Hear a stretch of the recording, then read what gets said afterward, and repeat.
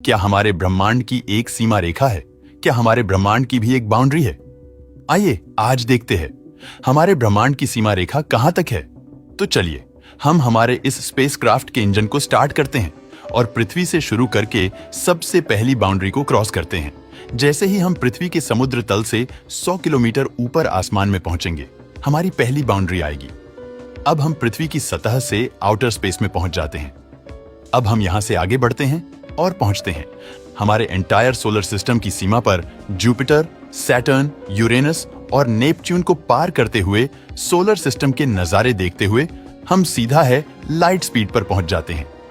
पृथ्वी से 100 astronomical unit दूर तक आपको बता दें कि एक एस्ट्रोनॉमिकल यूनिट यानी करीब 15 करोड़ किलोमीटर होता है और यह पॉइंट हमारे कोर सोलर सिस्टम की बाउंड्री माना जाता है, जिसे सोलर सिस्टम का हेलियोस्फीयर कहा जाता है।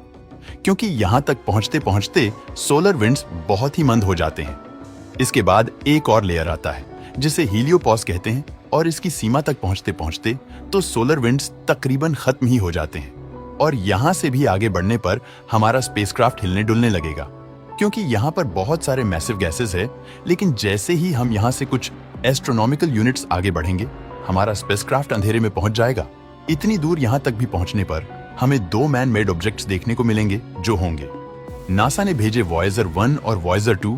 अब दोस्तों, इतनी दूरी पार करके हम इंटरस्टेलर स्पेस में पहुंच चुके हैं और हम प्रकाश की गति से भी ज्यादा तेजी से 2 लाख एस्ट्रोनॉमिकल यूनिट्स दूर पहुंच जाते हैं। जानता हूं प्रकाश की गति को पाना किसी भी ऑब्जेक्ट के लिए पॉसिबल नहीं है, तो दोस्तों यहां पर कल्पनाओं के घोड़ों को दोहराया गया है, क्योंकि आपको बहुत ही कम समय में पूरा यूनिवर्स दिखाना है।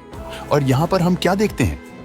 यहाँ पर तो बहुत सारे चट्टाने, पत्थर, बड़े बड़े रॉक्स और बहुत बड़े स्टोन्स और आईसी ऑब्जेक्ट स्पेस में यहाँ वहाँ घूम रहे हैं।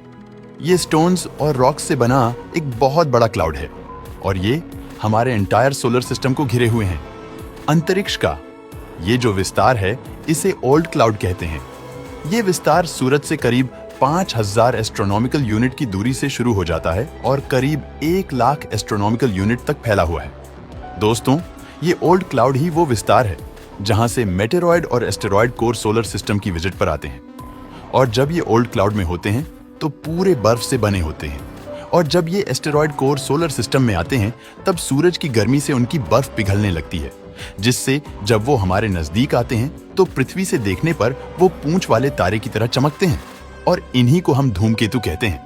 ओल्ड क्लाउड का ये विस्तार इतना बड़ा है कि इसका अनुमान आप इसी बात से दोस्तों लगा दो कि वॉयेजर 1 स्पेसक्राफ्ट को ओल्ड क्लाउड के अंदरूनी विस्तार में जाने में अभी 300 साल लग जाएंगे और वॉयेजर स्पेसक्राफ्ट को ओल्ड क्लाउड से बाहर जाने में करीब अगले 30,000 साल लग जाएंगे। और यहां से आगे जाने पर हम पाते हैं कि यहां पर खाली सुनसान स्पेस ही स्पेस है और कंप्लीट डार्कनेस है। यहां पर जो रोशनी हमें दिखती है वह दूर के विस्तार से आती हुई दिखाई देती है। इस विस्तार में हमें जो भी दिखता है वहां पर भले ही हम हमारे सोलर सिस्टम और ओल्ड क्लाउड से बाहर निकल गए हो, लेकिन अभी भी हम हमारी गैलेक्सी मिल्की वे में ही है। और इतना बड़ा विस्तार जो हम छोड़ के आए हैं वो हमारी मिल्की वे के सामने एक छोटे से पॉइंट, एक बिंदु से भी कम है। और यहाँ पर जो हमें ये दूर दूर से आती हुई रोशनी या ये बड़ा विस्तार दिखता है वो हमारी मिल्की वे गैलेक्सी ही है। हमारी मिल्की वे गैलेक्सी करीब 1 लाइट ईयर में फैली हुई है। सोचिए कितनी बड़ी होगी मिल्की वे। लेकिन दोस्तों, हमें तो जल्दी जल्दी आगे बढ़ना है, तो इसलिए इमेजिन करो दोस्तों कि हम प्रकाश की स्पीड से भी हजारों गुना ज्यादा रफ्तार से चलने वाले किसी स्पेसक्राफ्ट में बैठे हैं। इसलिए हम कुछ ही घंटों में मिल्की वे गैलेक्सी के भी बाउंड्री तक पहुंच जाते हैं। और यहाँ पर आप देखते हैं छोटी छोटी लाइट्स के छोटे छोटे धब्बे दिखते हैं। दरअसल ये छोटे छोटे धब्बे विशालकाय गैलेक्सीज है। इनमें से कुछ तो हमारी मिल्की वे गैलेक्सी से भी काफी बड़ी है, लेकिन डिस्टेंस दूर होने के कारण यह हमें छोटी छोटी दिखाई देती है। और अभी हम इन गैलेक्सीज के विस्तार के खालीपन के बीच है। लेकिन दोस्तों, ब्रह्मांड के इस खालीपन में भी, इस अंधेरे में भी सब कुछ खाली नहीं है। इस शून्य अवकाश में भी डार्क मैटर या डार्क एनर्जी मौजूद है जो ब्रह्मांड की इन गैलेक्सीज और सभी पदार्थों को बांधे रखती है। जब दोस्तों हम इस विस्तार से भी आगे बढ़ते हैं तो हमें पीछे छोटी छोटी गैलेक्सीज का एक और झुमका बनता दिखाई देता है। और आगे और विस्तार में जाते हुए हम पीछे जब देखते हैं तो गैलेक्सीज का एक बहुत बड़ा ग्रुप बन गया है। इसमें हमारी गैलेक्सी मिल्की वे भी मौजूद है और गैलेक्सीज के इस बड़े ग्रुप को क्लस्टर कहते हैं। ये वो क्लस्टर है जिसमें हमारी पृथ्वी है। ये है सुपर क्लस्टर। और आप मानोगे नहीं दोस्तों, लेकिन इस एक सुपर क्लस्टर में 1 लाख से भी ज्यादा छोटी बड़ी गैलेक्सीज आई हुई है। ये सभी गैलेक्सीज मिलकर इस सुपर क्लस्टर को बनाती है। और दोस्तों, ऐसे कई सारे सुपर क्लस्टर्स मिलकर हमारा ब्रह्मांड बनाते हैं। दोस्तों, ये है सभी छोटी बड़ी गैलेक्सीज और सुपर क्लस्टर्स से बना हुआ हमारा ब्रह्मांड। इसे हम हमारा ऑब्जर्व यूनिवर्स कहते हैं। वैज्ञानिक ने ब्रह्मांड को 2 हिस्सों में विभाजित किया। एक ऑब्जर्व यूनिवर्स जिसे हम देख सकते हैं, दूसरा है अनऑब्जर्व यूनिवर्स की कैटेगरी में आता है। जैसे जैसे साइंस डेवलप्ड हुई, कुछ वैज्ञानिक ने यह पाया कि हमारा ऑब्जर्व यूनिवर्स जो 100 बिलियन लाइट ईयर में फैला हुआ है, उसकी एक बाउंड्री है और उस बाउंड्री के पार खालीपन है, अंधेरा है, कोई रोशनी नहीं है, कोई प्रकाश नहीं है और बहुत बड़े बहुत लंबे विस्तार तक कुछ भी नहीं है। यूनिवर्स के उस पार यह एक बहुत बड़ा वॉइड है। अगर हम दोस्तों 100 बिलियन लाइट ईयर के विस्तार के पार, यानी कि हमारे ब्रह्मांड की सीमा से भी पार उस अंधेरे विस्तार में पहुंचते हैं और पीछे मुड़कर देखते हैं, तो शायद हमें हमारा एंटायर यूनिवर्स दिखेगा, जिसमें हमारी गैलेक्सी या हमारा सुपर क्लस्टर भी किसी बिंदु के रूप में भी हमें नहीं दिखेगा। मानो कि एक बड़े समुद्र में एक छोटी सी बूंद हो।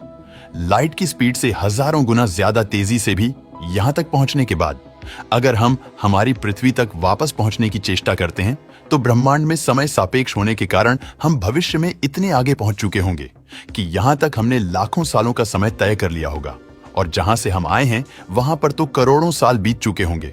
और वापस जाने पर उस जगह पर ना तो हमें हमारा सोलर सिस्टम मिलेगा, ना ही पृथ्वी मिलेंगी और ना ही हमें हमारी गैलेक्सी मिलेंगे। टाइम लूप में लाखों साल पहले हमारी गैलेक्सी ही खत्म हो चुकी होगी।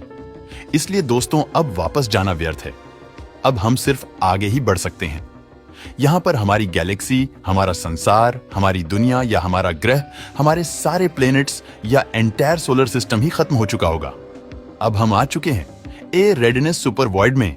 हमारे यूनिवर्स के बीचों बीच आया हुआ ऐसा खाली स्पेस है जो 400 मिलियन लाइट ईयर में फैला हुआ विस्तार है और जिसके बीच ना कोई गैलेक्सी, ना कोई ग्रह और ना कोई पदार्थ मौजूद है।